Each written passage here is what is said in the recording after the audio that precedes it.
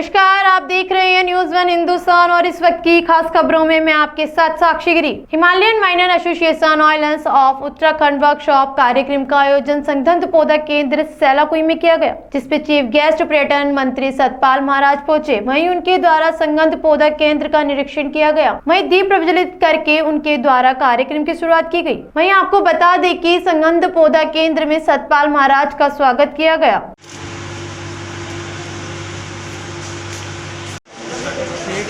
के लिए भी डाल लो। किसानों की इनकम बढ़े और तमाम उनकी समस्याओं का निदान हो, इसके देखते हुए संगंध पौधा केंद्र कैंप सैलाकुई ने सार्थक पहल करते हुए संगंध खेती को प्रोत्साहित करने की मुहिम शुरू की है। इस मुहिम के माध्यम से कृषि बेहतर आय प्राप्त कर रहे हैं और उनमें उद्यमशीलता का भी विकास हो रहा है। वर्तमान में संगंध पौधा केंद्र उत्तराखंड में 109 अरोमा क्लस्टर में 28,000 किसानों द्वारा 9,000 से अधिक हेक्टेयर भूमि पर संगंध फसलों जैसे लेमन ग्रास, मिंट, आपका डेमेस्कस रोज़, तेजपात, कोमिमिल आदि जैसे चीज़ों का कृषिकरण कर रहे हैं। तो इससे लोगों की इनकम बढ़ेगी और जो टेक्नोलॉजी बाहर लोग अपना रहे हैं उसी के माध्यम से यहाँ पर आप बहुत एक्सेलरेटेड ग्रोथ प्लांट की करेंगे और लाभ प्राप्त करेंगे। ये हर्बल जगत के लिए, आयुर्वेद के लिए, परफ्यूमरी के लिए जहाँ फ्रेगनेंस और उसका इस्तेमाल होता है उसके लिए बहुत आवश्यक है और ये एक किसानों को बहुत बड़ा ये वरदान इससे मिलेगा। जी, आप जैसे अभी बता रहे थे कि हमारे प्रधानमंत्री जी को यहाँ से एक परफ्यूम भेजा गया था, उसके बारे में। तिमुर का परफ्यूम था तो उनको बहुत पसंद आया। तिमुरू जो होता है, तो मैंने आग्रह किया है यहाँ के डायरेक्टर से कि मोदी जी के नाम पर ये परफ्यूम अंकित किया जाए। Bureau report, news one Hindustan, Vikas Nagar. Uttarakhand के पूर्व मुख्यमंत्री और विकास पुरुष के नाम से विख्यात पंडित नारायण दत्त तिवारी की जयंती और पुण्यतिथि के मौके पर उन्हें याद किया गया।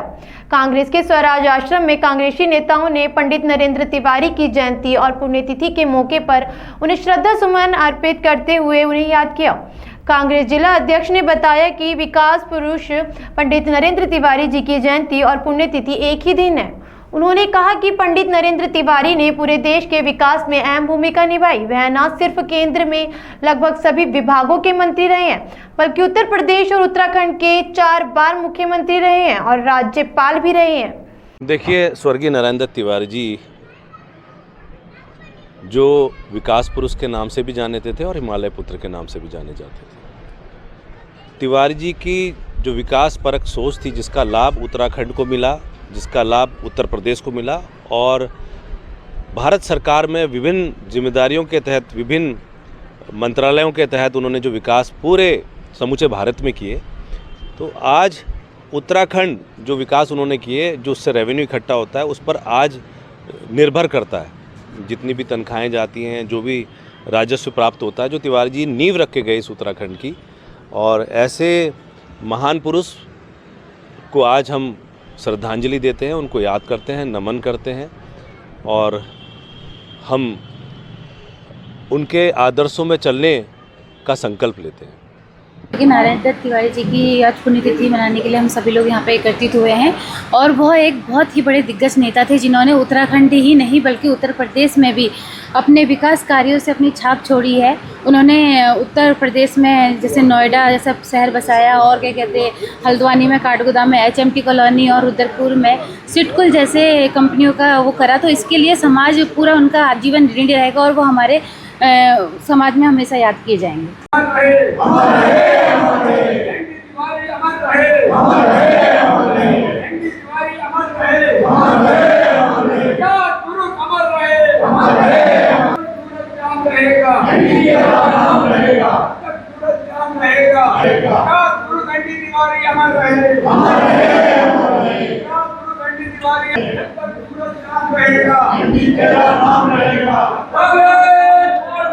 बुनियादी रूप से कांग्रेस को स्थापित करने का काम किया और उत्तराखंड के एक बहुत बड़े नेता थे, जिन्होंने पूरे देश के अंदर उत्तराखंड का गौरव बनाने का काम किया है।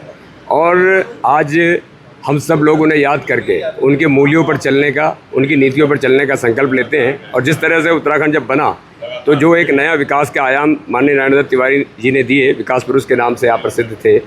आज हम जब देखते हैं कि मौजूदा सरकारें या मौजूदा कोई भी उसके बाद रहा, तो वो गति आगे नहीं बढ़ी। तो आज हम संकल्प लेते हैं कि सरकारों को भी सद्गति मिले और वो नारायण दत्त तिवारी जी के जो अधूरे पड़े कार्य हैं, जो उनके नीतियाँ थी, उसके अनुसार चले। जैसे विकास कार्य देखते आ रहे हैं, इतना मतलब विकास कार्य यहाँ पे हुआ था उत्तराखंड में, और जैसे कि उद्योग सबसे ज़्यादा, जैसे सिटकुल है, कई मतलब यहाँ पे कॉलेज है, तो हम स्वर्गीय नारायण दत्त तिवारी जी की देन है और उसे हम लोग भूल नहीं सकते। और आज जो हमारे लिए बड़े हर्ष का विषय है और उन्हें हम हर्षोल्लास के साथ याद भी करते हैं और सत सत नमन भी उन्हें हम करते हैं। Bureau report, news 1 Hindustan, Haldwani. ग्रामीण क्षेत्र में होने वाले पंचायत चुनाव को लेकर ग्रामीण क्षेत्र में सरकार द्वारा आंगनबाड़ी कार्यकर्ताओं से सर्वे करने का आंगनबाड़ी कार्यकर्ताओं ने विरोध किया। अमरजीत कौर, अध्यक्ष आंगनबाड़ी, का कहना है कि उनके विभाग द्वारा ऑफिस में बुलाकर बिना सूचना दिए तुरंत ड्यूटी पर लगा दिया गया। इसका विरोध करते हैं और ग्रामीण क्षेत्र में सर्वे करने पे अपनी असमर्थता दिखाते हैं। फिर भी उन पर दबाव बनाया गया तो रैली के माध्यम से इसका विरोध करेंगे। ज्ञापन दिया है कि जैसे हमारे लोगों को इन्होंने बुलाया कि आप आइए, हम लोग 11:30 बजे हमें मैसेज मिला, वहाँ से 11:30 बजे मैसेज मिला और 1-1:30-2 बजे तक लड़कियाँ आ गई। तो इन्होंने ये नहीं बताया कि आपकी मतलब ड्यूटी लग रही है निर्वाचन में, और अपना सामग्री पकड़ाई और कहा कि साइन करो और जाओ। दबाव है कि नहीं इसमें? ये तो दबाव डाला गया ना एक किस्म का। हम लोग नहीं करना चाह रहे हैं ना, हमारे पास अपने काम विभाग का बहुत है। कहा कि डीएम साहब को लेटर भेजेंगे और उसका निर्णय जो निकालेंगे वो फिर हम बताएंगे आपको।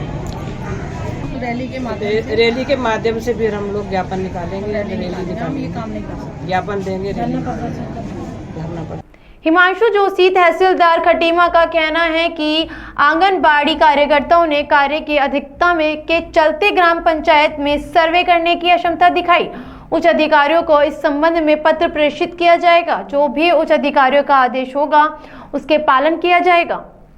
दरअसल आंगनबाड़ी कार्यकर्ताओं का कहना है कि हमारे पास कार्य अधिकताकरण, हम पंचायत चुनाव में जो सर्वेक्षण होना है उसको करने में असमर्थ हैं, ऐसा कह रही थी।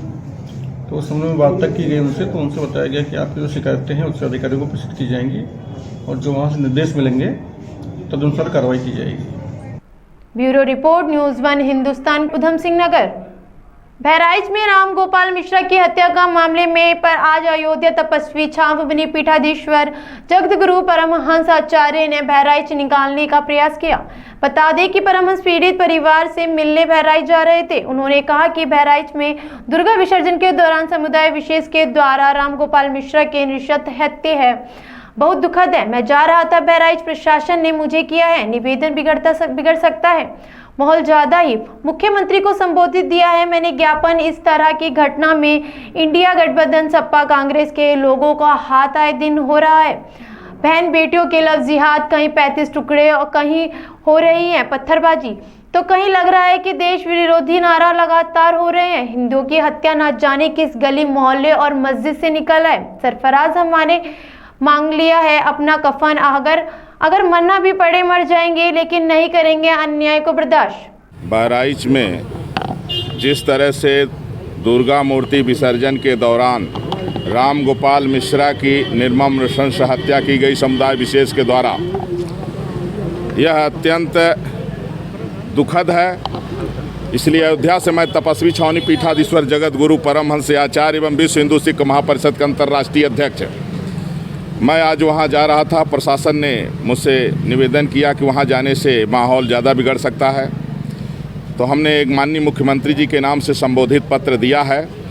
इंडिया गठबंधन के द्वारा, सपा और कांग्रेस के द्वारा जो है समुदाय विशेष के लोग लगातार जो है हिंदुओं पर हमला कर रहे हैं। इसमें इंडिया गठबंधन सपा कांग्रेस का सह है और समुदाय विशेष के लोग आए दिन कहीं जो है बहन बेटियों के साथ लव जिहाद, कहीं 35 टुकड़े, कहीं 36 टुकड़े, कहीं जो है तो पत्थरबाजी, कहीं देश विरोधी नारा लगाना, लगातार हत्याएं हो रही हैं हिंदुओं की।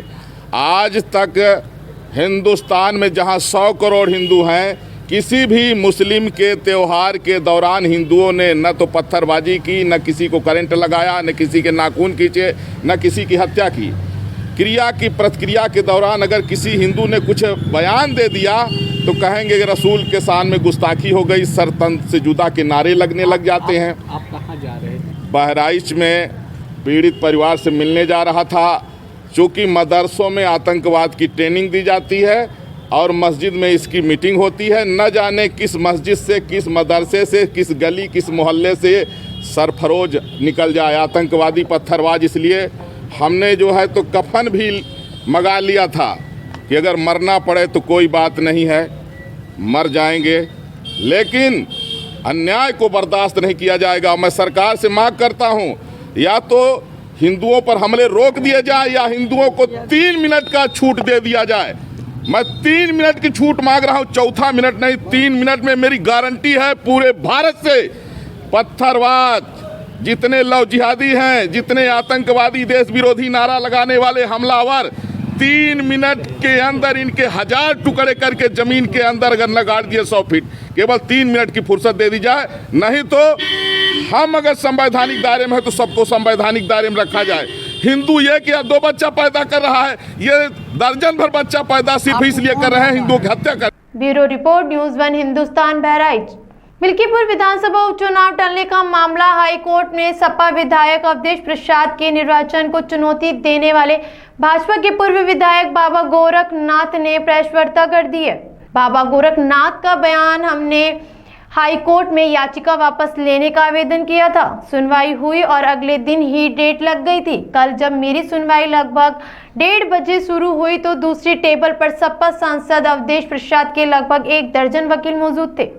इस बात की वकील बहस कर रहे हैं कि याचिका ऐसे कैसे वापस हो जाएगी। जब सांसद अवधेश प्रसाद ने विधायक पद इस्तीफा दे दिया तो याचिका सुनने हो गई, तब हम वापस ले रहे हैं। इससे लड़ाई किस बात की? बहस में समाजवादी पार्टी के वकीलों ने मामला लटका दिया। आदेश ये हुआ है गजट है और 15 दिन के बाद फिर डेट लगेगी। जो लोग अभी तक छाती पीट रहे थे, किसने जंग टाली? हार के डट से भाजपा ने चुनाव टाला नहीं है। फिर इस बीच में चुनाव आ गया, वो सांसद चुन लिए गए, शिथिलता आई, फिर वो जीत गए, इस्तीफा हो गया। इन सब में भी आपने देखा तकरीबन 1 साल तो ये भी चला गया।